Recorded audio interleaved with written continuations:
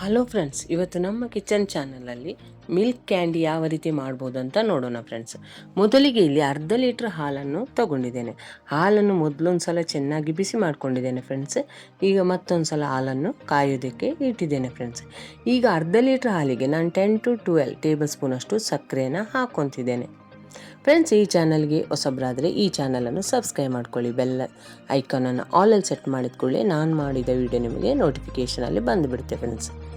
ಈಗ ಸಕ್ಕರೆ ನಿಮಗೆ ಸಿಹಿ ಎಷ್ಟು ಬೇಕೋ ನೋಡ್ಕೊಂಡು ಹಾಕೋರಿ. ನಾನಷ್ಟು 10 to 12 ಟೇಬಲ್ ಸ್ಪೂನಷ್ಟು ಹಾಕ್ಕೊಂಡಿದ್ದೇನೆ. ಭಾಳ ಸಿಹಿ ಆದರೂ ಕ್ಯಾಂಡಿ ಭಾಳ ರುಚಿ ಅನಿಸೋದಿಲ್ಲ ಫ್ರೆಂಡ್ಸ್, ಅದಕ್ಕೋಸ್ಕರ ಅಷ್ಟೇ ಸಕ್ಕರೆಯನ್ನು ಹಾಕ್ಕೊಂಡಿದ್ದೇನೆ. ಈಗ ಹಾಲು ಬಿಸಿಯಾಗ್ತಾ ಬರ್ತಿರುವಾಗಲೇ ನಾನು ಇದಕ್ಕೆ ಒಂದು 2 ಟೇಬಲ್ ಸ್ಪೂನಷ್ಟು ಕಾರ್ನ್ ಫ್ಲೋರನ್ನು ಹಾಕ್ಕೊತಿದ್ದೇನೆ ಫ್ರೆಂಡ್ಸ್. ಕೆಲವರು ಹಾಲಿನ ಪೌಡ್ರ್ ಹಾಕ್ಕೊತಾರಂತ, ನನಗದ್ರ ಬಗ್ಗೆ ಮಾಹಿತಿ ಇಲ್ಲ. ನಾನು ಮಾತ್ರ ಇದಕ್ಕೆ ಕಾರ್ನ್ ಫ್ಲೋರನ್ನೇ ಹಾಕ್ಕೊಂಡು ಹಾಲನ್ನು ಚೆನ್ನಾಗಿ ಕುದಿಸ್ಕೊತೇನೆ ಫ್ರೆಂಡ್ಸ್. ಈಗ ಈ ಕಾರ್ನ್ ಫ್ಲೋರನ್ನು ಹಾಕಿದ ಕೂಡಲೇ ಹಾಲನ್ನು ಒಂದ್ಸಲ ಚೆನ್ನಾಗಿ ಮಿಕ್ಸ್ ಮಾಡ್ಕೋಬೇಕು. ಯಾಕಂದರೆ ಗಂಟಾಗದಂಗೆ ನಾವು ಹಾಲಿನಲ್ಲಿ ಕಾರ್ನ್ ಫ್ಲೋರು ಕರಗುವಂಗೆ ಕದಡಬೇಕು ಫ್ರೆಂಡ್ಸ್. ಸಾಮಾನ್ಯವಾಗಿ ಈಗ ಬಿಸಿಲಿರುವುದರಿಂದ ಮಕ್ಕಳಿಗೆ ಹೊರಗಿಂದ ನಾವು ಬಣ್ಣ ಬಣ್ಣದ ಕ್ಯಾಂಡಿ ಕೊಡಿಸೋದ್ಕಿಂತ ಮನೆಯಲ್ಲೇ ಈ ರೀತಿ ಮಾಡಿಕೊಡೋದು ತುಂಬ ಒಳ್ಳೆಯದು ಫ್ರೆಂಡ್ಸ್.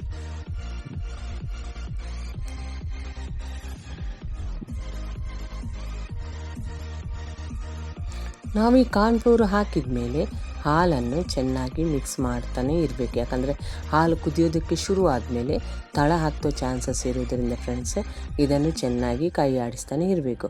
ಹಾಲು ಕುದಿಯೋದಕ್ಕೆ ಶುರು ಆದಮೇಲೆ ನಿಧಾನಕ್ಕೆ ಹಾಲು ಗಟ್ಟಿ ಆಗೋದಕ್ಕೆ ಶುರು ಆಗುತ್ತೆ. ಭಾಳ ಏನು ಹಾಲು ಗಟ್ಟಿ ಆಗೋದು ಬೇಡ, ಒಂದು ಮೀಡಿಯಮ್ ಆದರೆ ಸಾಕು. ಇದಕ್ಕೇನು ಭಾಳ ಇಂಗ್ರೀಡಿಯೆಂಟ್ಸ್ ಏನು ಬೇಡ ಫ್ರೆಂಡ್ಸ್. ಕಾರ್ನ್ ಫ್ಲೋರ್, ಸಕ್ಕರೆ ಮತ್ತು ವೆನಿಲಾ ಎಸೆನ್ಸ್ ಇದ್ದರೆ ನೀವು ಹಾಕ್ಕೋಬೋದು. ನಾನೇನು ಅದನ್ನು ಹಾಕ್ಕೊಂಡಿಲ್ಲ, ಸಿಂಪಲ್ಲಾಗೇ ಮಾಡಿದ್ದೇನೆ. ಅದು ಇನ್ನೂ ಒಂದು ಸ್ವಲ್ಪ ಚೆನ್ನಾಗಿ ಕುದೀಲಿ ಫ್ರೆಂಡ್ಸ್. ಒಂದು ಸ್ವಲ್ಪ ಕ್ರೀಮಿ ಟೆಕ್ಸ್ಚರ್ ಬರೋವರೆಗೆ ನಾವು ಅದನ್ನು ಕುದಿಸ್ಕೋಬೇಕು.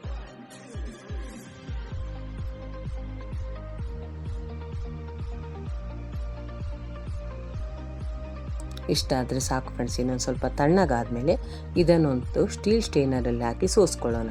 ಏನಾದರೂ ತಳದಲ್ಲಿ ಏನಾದರೂ ಹಾಲು ಹೊತ್ಕೊಂಡಿದ್ರೆ ಅದನ್ನು ಸೋಸ್ಕೊಂಡಿದ್ದಕ್ಕೆ ಹಾಕೋಬೇಕು ಫ್ರೆಂಡ್ಸ್. ಅದಕ್ಕೋಸ್ಕರ ಒಂದು ಸ್ಟೀಲ್ ಸ್ಟೇನರಲ್ಲಿ ಹಾಕಿ ಸೋಸ್ಕೊತಿದ್ದೇನೆ.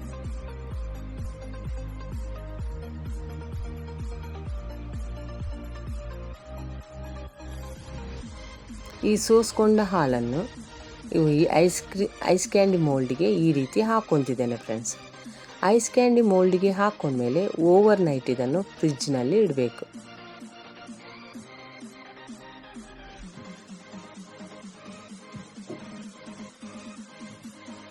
ಓವರ್ ನೈಟ್ ಆದಮೇಲೆ ನಾನು ನಿಮಗೆ ಇದನ್ನು ತೆಗೆದು ತೋರಿಸಿದ್ದೇನೆ ಫ್ರೆಂಡ್ಸ್. ಯಾವ ರೀತಿ ನಾನು ಹಾಲಿನ ಕ್ಯಾಂಡಿ ರೆಡಿ ಮಾಡಿದ್ದೇನೆ ಅಂತ ನೀವು ವಿಡಿಯೋದಲ್ಲಿ ನೋಡ್ತಿದ್ದೀರಲ್ಲ ಫ್ರೆಂಡ್ಸ್.